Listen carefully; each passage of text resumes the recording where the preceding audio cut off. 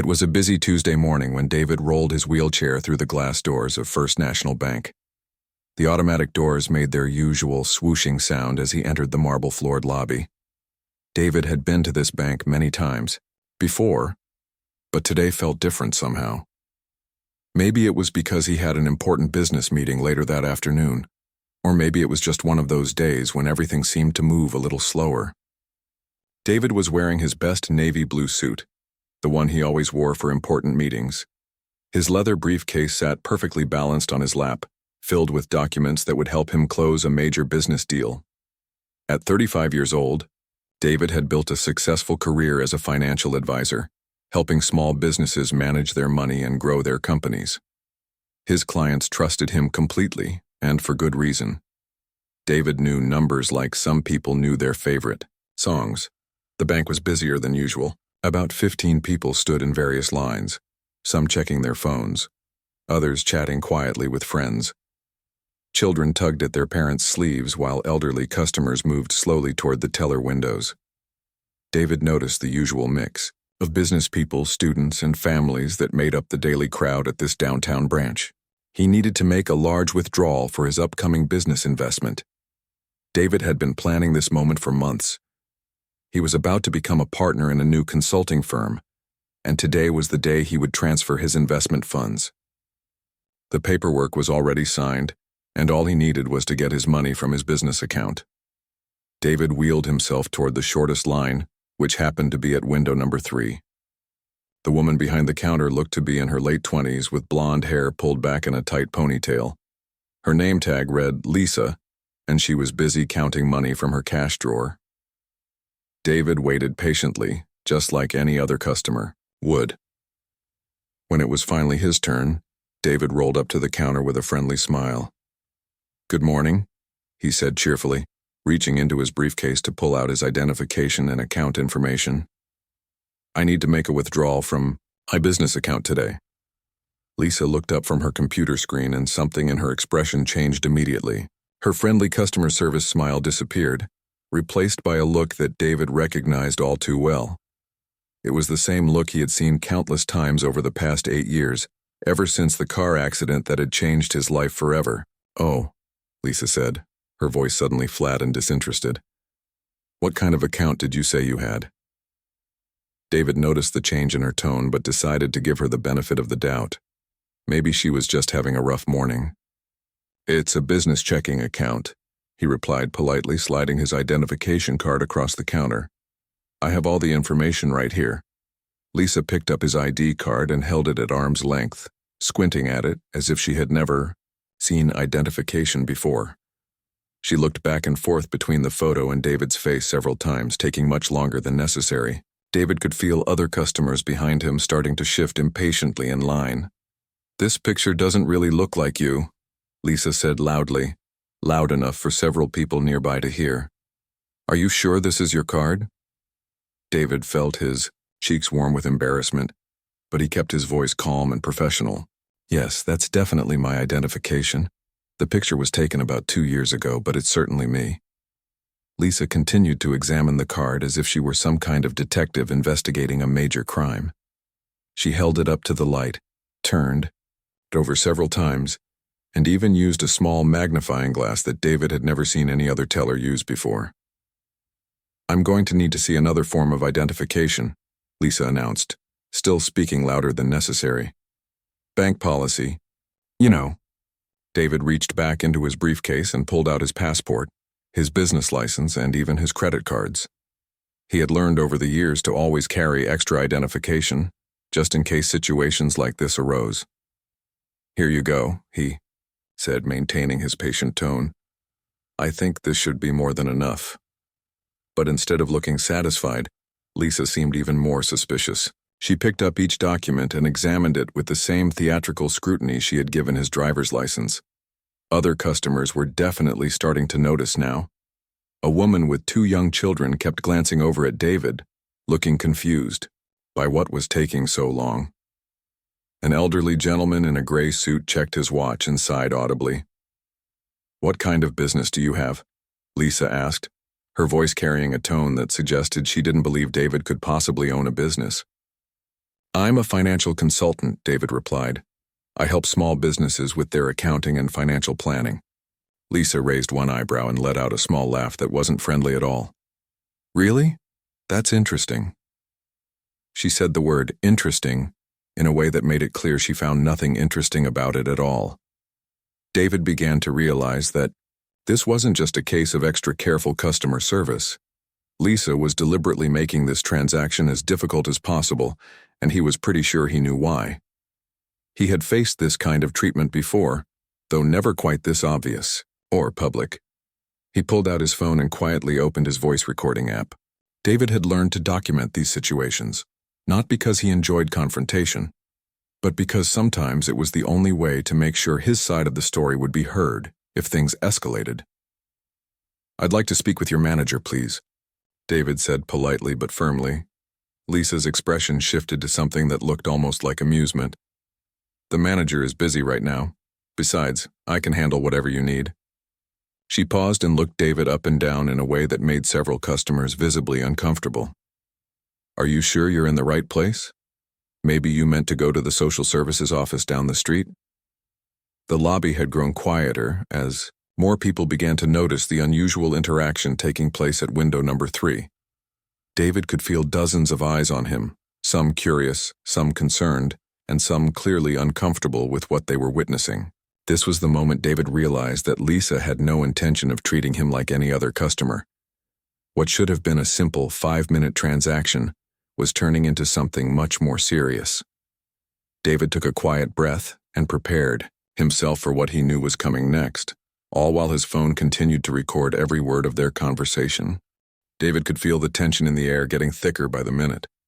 Lisa was now holding his business license like it was some kind of fake document she had discovered. She turned it over 3 times, held it up to the fluorescent lights above, and even tapped it with her fingernail as if testing whether it was real. This business license looks pretty new, Lisa said, her voice carrying across the now quiet lobby. When did you say you started this business? I've been running my consulting firm for over 6 years, David replied calmly, though he could feel his patience starting to wear thin. The license you're holding is just the renewal from last year. All businesses have to renew their licenses annually. Lisa made a show of reading every single word on the document, moving her lips as she read. The elderly gentleman behind David cleared his throat loudly and checked his watch again. A young mother with a crying baby shifted from foot to foot, clearly frustrated by the delay. I'm going to need to verify this information, Lisa announced, turning to her computer and typing with exaggerated slowness. Her fingers moved across the keyboard like she was typing her very first email, one letter at a time. David watched as she opened what appeared to be a solitaire game on her computer screen, instead of any kind of business verification system. She pretended to be researching his information while actually playing cards. This was getting ridiculous, and David knew that everyone in line could see exactly what was happening. Excuse me, said the woman with the baby, stepping slightly out of line. Is there another teller available? My baby needs to get home for his nap. Lisa looked up from her card game with an annoyed expression. Everyone needs to wait their turn. This gentleman here has some complicated issues that need to be resolved. David felt his face grow warm. There's nothing complicated about my account, he said firmly. I'm simply making a withdrawal from my business checking account, which I've done many times before at this same branch. Well, we have new security procedures now, Lisa replied, though David was pretty sure she was making this up as she went along, especially for certain types of customers who might need extra help understanding their financial situation. The way she said certain types of customers made several people in the lobby exchange uncomfortable glances. An older woman near the front of another line shook her head in disapproval. A businessman in an expensive suit looked up from his phone with a frown. David realized that Lisa was now speaking to him the way some people talk to children, or people they think can't understand them. Her voice had become louder and slower, as if David might have trouble hearing or comprehending basic English. Maybe you need someone to help you with this transaction, Lisa continued, her voice dripping with fake concern. Do you have a family member or caregiver who usually handles your banking for you? The question hung in the air like a bad smell. David had been managing his own finances successfully for his entire adult life. He had multiple college degrees, owned his own home, and had built a six-figure business from scratch. Yet here was someone suggesting he needed help counting money. "I handle all of my own financial affairs," David said, his voice remaining professional despite his growing frustration. "Now, I'd really like to complete this transaction and get on with my day." Lisa turned back to her computer screen where her solitaire game was still waiting. She clicked a few cards around while pretending to research David's account. The performance was so obvious that even a teenager waiting with his parents rolled his eyes. "I'm showing some irregularities with your account," Lisa said after several more minutes of fake computer work. "There might be some restrictions on large withdrawals." David knew this wasn't true. He had called the bank yesterday to confirm that his account was in perfect standing and that his planned withdrawal was well within his daily limits.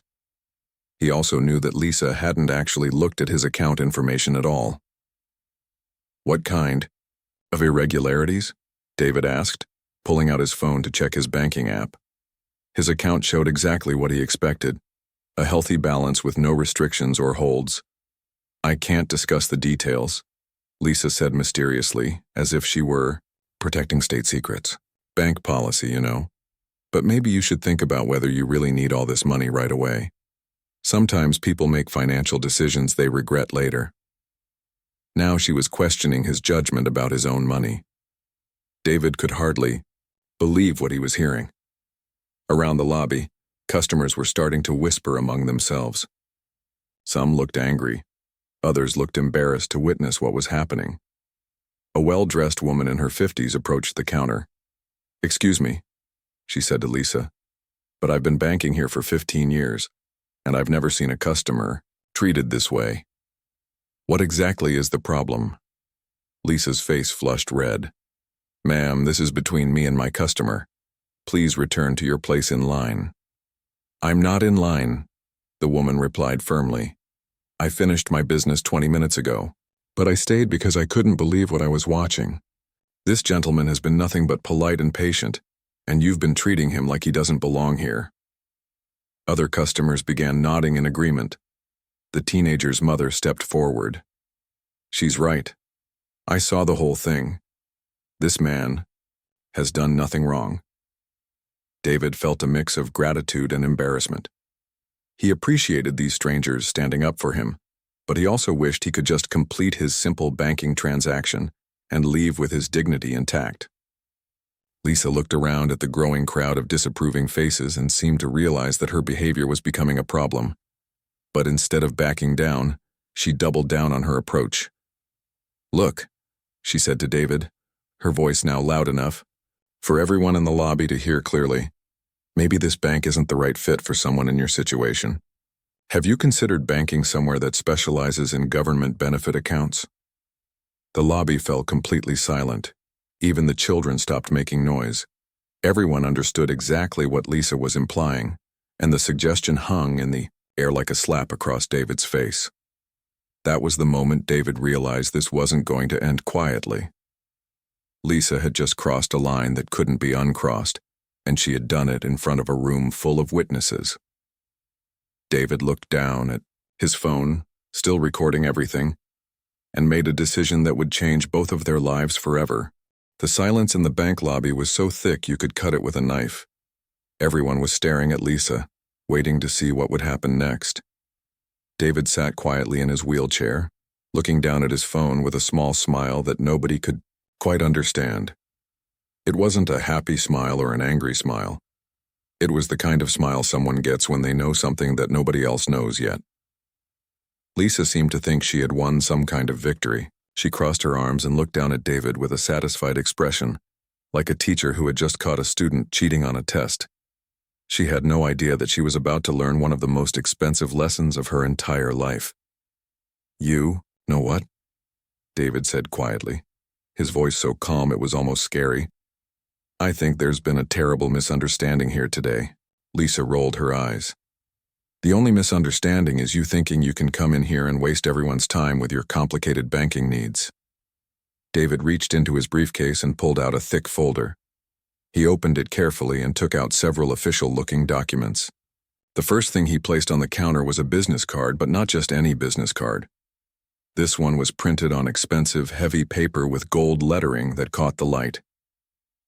"Let me properly introduce myself," David said, his voice still quiet but now carrying a different kind of authority. "My name is David Chen and I'm a certified financial compliance specialist." Lisa glanced at the business card but didn't seem impressed. "So?" David placed another document on the counter. This one had an official government seal at the top. "I also work as a consultant for the Federal Banking Commission, helping banks ensure they're following all federal laws regarding customer service and anti-discrimination policies." Now Lisa's expression began to change. The confident smirk started to fade from her face as she looked more closely at the documents David was placing in front of her. "Additionally," David continued, placing a third document on the counter, "I'm a certified expert witness in banking discrimination cases. I've testified in federal court over 30 times in the past 5 years." The color was starting to drain from Lisa's face. Around the lobby, customers were leaning in closer, trying to hear every word of this unexpected turn of events. David reached back into his folder and pulled out what looked like a legal contract. "But most importantly for our situation today, I'm here because your bank's corporate office hired me 3 months ago to conduct a secret evaluation of this branch's compliance with federal accessibility and anti-discrimination laws." Lisa's mouth fell open. She stared at the contract in David's hands like it was a poisonous snake. "That's right," David said, his voice still calm, but now with an edge that made everyone in the lobby pay attention. "Everything that has happened here today has been part of an official federal compliance test. Your bank's corporate office specifically asked me to test how your employees treat customers with disabilities." He placed the signed contract on the counter where Lisa could see the bank president's signature at the bottom. "I was supposed to come in, conduct a simple banking transaction and report back on whether your staff followed proper procedures for serving all customers equally." Lisa was now staring at the documents like they might disappear if she looked at them hard enough. Her hands were shaking slightly as she picked up the contract and read the official letterhead.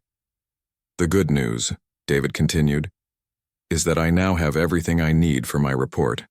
The bad news is that this branch has just failed the compliance test in the most spectacular way I've seen in my entire career." The businessman who had been watching from another line whistled softly under his breath. The woman with the baby had stopped trying to quiet her child and was staring at David with amazement. Even the teenagers were paying attention now, their phones forgotten in their hands. David pulled out his phone and stopped the recording app. He had been running. "I have documented every single word of our conversation today. I also have witness statements from at least a dozen customers who saw exactly how you treated me." Lisa finally found her voice, but it came out as barely a whisper. I didn't know." "That's exactly the problem," David replied. "You didn't know who I was, so you felt comfortable treating me like I didn't deserve basic respect and dignity. You made assumptions about me based on my wheelchair, and then you acted on those assumptions in ways that violate federal law." He gathered up his documents and placed them back in his folder. "The really sad part is that if you had just treated me like any other customer, this would have been a completely different conversation. I would have completed my transaction, written a positive report about your branch, and gone on with my day." Lisa was now visibly shaking. She looked around, the lobby at all the faces staring at her, then back at David. What happens now?" David zipped up his briefcase and placed it back on his lap. "Now I go back to my office and write my report. Your bank's corporate office will receive it within 24 hours, along with copies of my recording and witness statements." He began to turn his wheelchair away from the counter, then stopped and looked back at Lisa. "Oh, and one more thing. The Federal Banking Commission takes discrimination complaints very seriously. They have the authority to fine banks up to several $1,000,000 for violations like this, and they can also require complete retraining of all staff members." The elderly gentleman who had been waiting in line stepped forward. "Young man, I want you to know that what I witnessed here today was completely unacceptable. If you need any witness statements for your report, I'll be happy to provide one." Several other customers nodded in agreement. The woman who had stood up for David earlier approached the counter. "I've been banking here for 15 years and I'm ashamed of what I saw today. Please make sure your report mentions that not all customers support this kind of treatment." David smiled genuinely for the first time since entering the bank. "Thank you all. Your willingness to speak up means more than you know." As David rolled toward the exit, Lisa called out desperately, "Wait, can't we work this out? Maybe I made a mistake, but surely we can fix this." David stopped and looked back one final time. "The time to work this out was when I first asked to speak with your manager 30 minutes ago. The time to fix this was when you decided to treat me like a human being instead of a problem to be solved." He pushed the button to open the automatic doors. Some mistakes have consequences that can't be undone. Today, you're going to learn exactly what those consequences look like.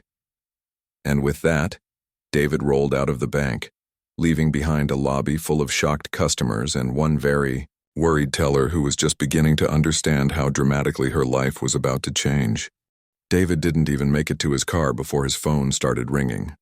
The caller ID showed the number for First National Bank's corporate headquarters. Word traveled fast in the banking world, especially when it involved federal compliance issues. "Mr. Chen, this is Patricia Williams, Senior Vice President of Operations at First National Bank," the voice on the other end said, clearly stressed. "I understand there was an incident at our downtown branch this morning." David sat in his car in the parking lot, watching through the bank's windows as Lisa paced back and forth behind the teller counter. She was on the phone too, probably, calling her supervisor to explain what had just happened. "That's correct," David replied calmly. "I was conducting the compliance evaluation we discussed 3 months ago. Unfortunately, your branch failed the test quite dramatically." There was a long pause on the other end of the phone. "Mr. Chen, I want to apologize on behalf of our entire organization. What you experienced today goes against everything our bank stands for. Can you tell me exactly what happened?" David spent the next 20 minutes giving Patricia a detailed account of his morning at the bank. He described every comment Lisa had made, every delay tactic she had used, and every assumption she had voiced about his abilities and circumstances. "Dear God," Patricia said when David finished his story. "I'm horrified, absolutely horrified. This is exactly the kind of behavior our compliance program is designed to prevent." Through the bank windows, David could see that a man in a dark suit had arrived and was talking intensely with Lisa. She kept pointing toward the exit where David had left, her hands moving frantically as she tried to explain her side of the story. "What happens next?" David asked, though he already knew the answer from his years of experience in banking compliance. "We're launching an immediate internal investigation," Patricia replied. "I've already sent our regional manager to the branch to interview all the employees and any customers who witnessed the incident. The teller involved will be suspended immediately pending a full review." David watched as the man in the suit gestured for Lisa to follow him toward the back offices. She looked around the lobby one more time, as if hoping this was all just a bad dream, then disappeared through a door marked "Employees Only." "I have to ask," Patricia continued, "do you plan to file formal complaints with federal agencies?" David had been thinking about this question since he left the bank. He had the evidence to pursue serious legal action that could result in massive fines for the bank and potentially criminal charges for discrimination. But he also knew that sometimes the threat of consequences was more effective than the consequences themselves. "That depends entirely on how your bank handles this situation," David said. "I'm more interested in making sure this never happens to anyone else than I am in punishment for its own sake." Over the next hour, David's phone rang 6 more times. The first call was from the bank's legal department wanting to understand the potential liability they were facing. The second was from their human resources director, asking about the training failures that had led to this incident. The third was from their public relations team, worried about negative publicity. But the most interesting call came from someone David hadn't expected to hear from so soon. "Mr. Chen, this is Robert Martinez, the Regional Director for the Federal Banking Commission. I understand you were conducting a compliance evaluation that revealed some serious issues." David wasn't surprised that word had reached the federal level so quickly. Banks were required to report potential discrimination incidents within 24 hours, and First National was clearly trying to get ahead of the story. That's correct, Mr. Martinez. I have documented evidence of systematic discrimination that violates multiple federal banking laws. We'd like you to come in tomorrow morning to give us a full briefing, Robert said. Bring all your documentation and recordings. We take these matters very seriously. David agreed to the meeting, knowing that this was the moment when the situation would move beyond just one bank's internal problem and become a federal case study in banking discrimination. Meanwhile, social media was starting to buzz with the story. The woman who had defended David in the bank had posted about the incident on her Facebook page, and her post was being shared rapidly. Within hours, "Your banking while disabled" was trending on Twitter, with dozens of people sharing their own stories of discrimination at financial institutions. The teenager who had been in the bank with his parents had recorded part of the confrontation on his phone and posted it to TikTok. The video, which showed Lisa making her comment about government benefit accounts, had already been viewed over 50,000 times and was climbing fast. David's phone buzzed with text messages from colleagues and friends who had seen the story spreading online. Most were supportive, but a few warned him that taking on a major bank could be a difficult fight, even with clear evidence on his side. By evening, David had received 3 more calls from First National Bank. The first was from their CEO, personally apologizing and asking for a meeting to discuss how they could make things right. The second was from their head of diversity and inclusion, wanting to understand how their training programs had failed so completely. The third was from their chief legal officer, clearly worried about the potential financial and reputational damage. But the call that surprised David the most came just before dinner. It was Lisa, the teller from the bank. "Mr. Chen?" Her voice was shaky, and she had clearly been crying. "I know I probably shouldn't be calling you directly, but I wanted to apologize. I was fired this afternoon and I deserved it. What I did was wrong and I'm sorry." David listened as Lisa tried to explain her behavior, though her explanations sounded more like excuses. She talked about being stressed at work, about having personal problems at home, about not thinking clearly. But she never really seemed to understand that her treatment of David wasn't just rude customer service. It was systematic discrimination based on his disability. "I'm going to lose my house," Lisa said through tears. "I can't find another job in banking with this on my record. My whole career is over." David felt a complicated mix of emotions. He didn't enjoy seeing anyone suffer, but he also knew that actions had consequences. Lisa's choices had created this situation, and now she would have to live with the results. "I'm sorry you're going through this," David said carefully. "But I hope you understand that what happened today wasn't just bad customer service. You made assumptions about me based on my wheelchair, and then you treated me like I didn't deserve. Basic respect. That's discrimination, and it's illegal for very good reasons." Lisa was quiet for a long moment. "I never thought of it that way. I guess I don't know. I'm sorry." After David hung up, he sat in his home office looking at all the documentation he had gathered from the day. Tomorrow, he would present his findings to federal investigators. Next week, he would testify at the bank's internal review, and eventually, he would help them develop new training programs to prevent this from happening to other customers. But tonight, David couldn't help thinking about all the people who faced this kind of treatment every day, without having the legal knowledge and professional credentials to fight back. His situation had worked out because he had the tools to defend himself. Too many others didn't have those same tools. That's when David decided that this incident wouldn't just be about one bank fixing their problems. It would be about creating change that would help protect everyone who used a wheelchair, or a walker, or any other assistive device when they tried to do something as simple as banking. The consequences were just beginning.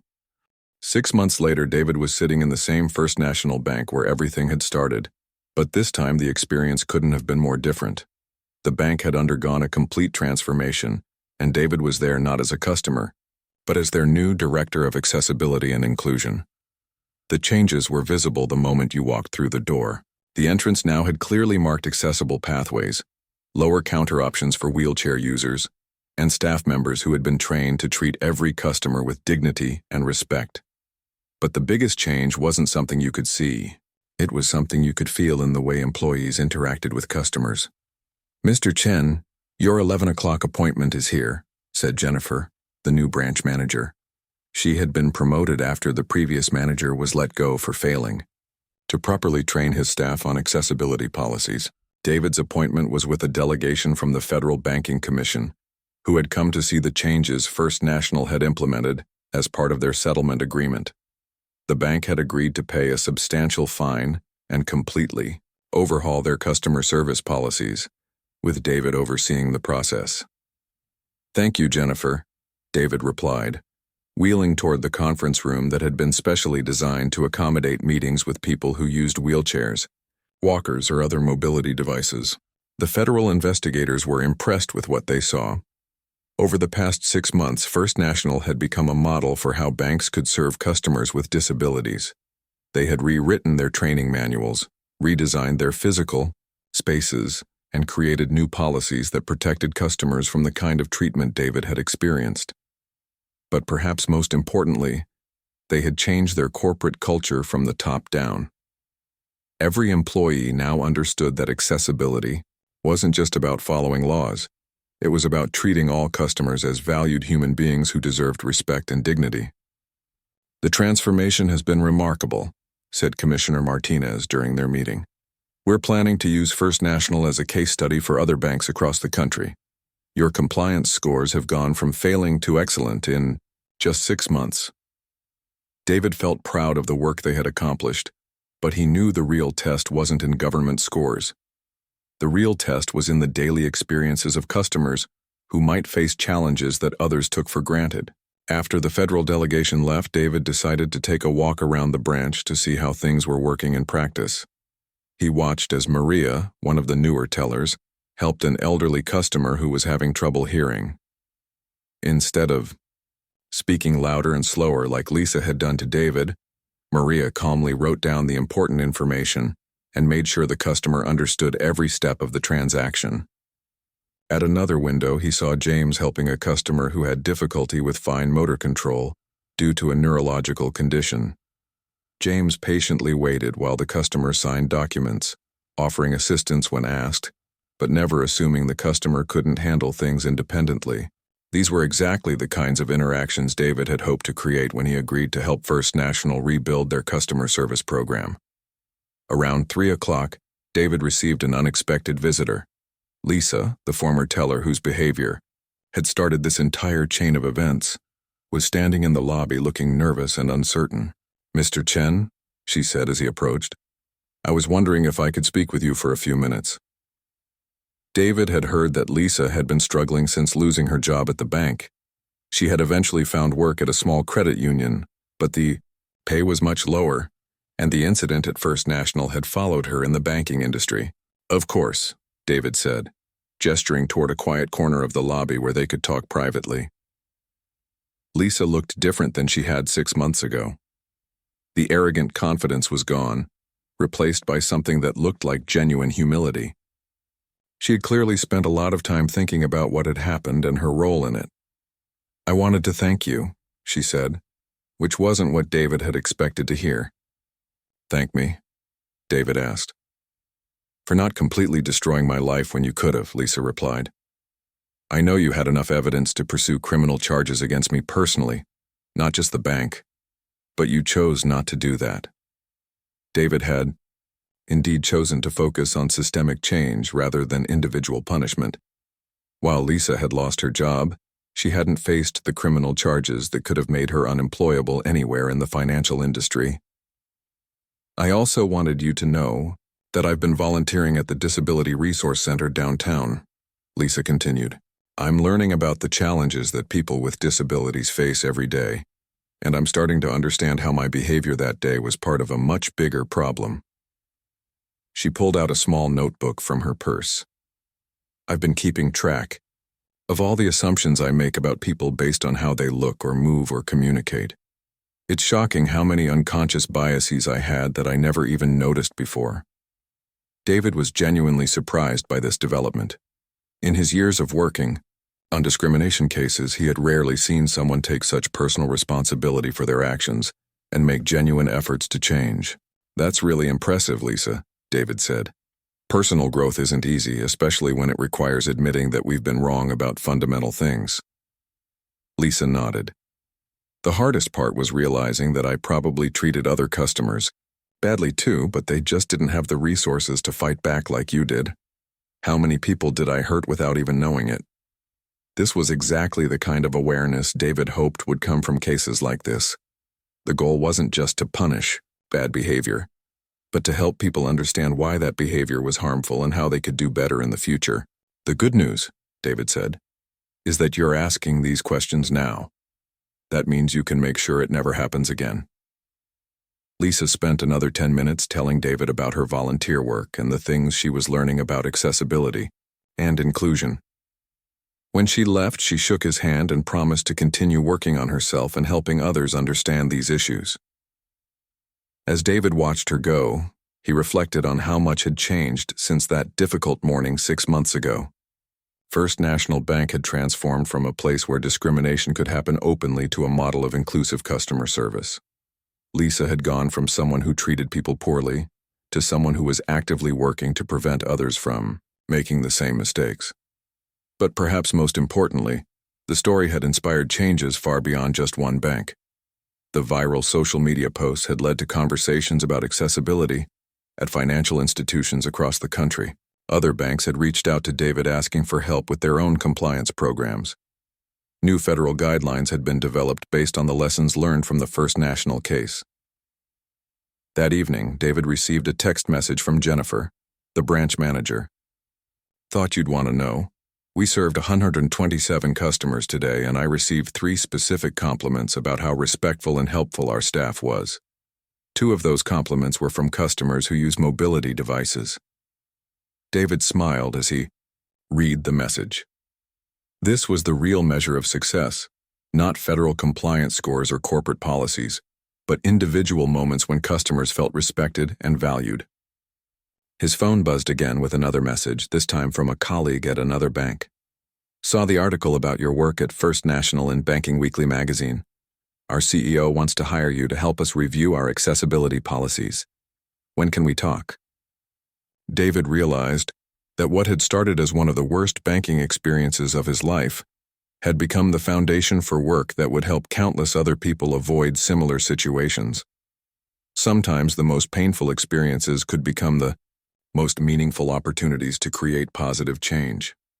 As he prepared for bed that night, David thought about all the customers who would visit First National Bank tomorrow.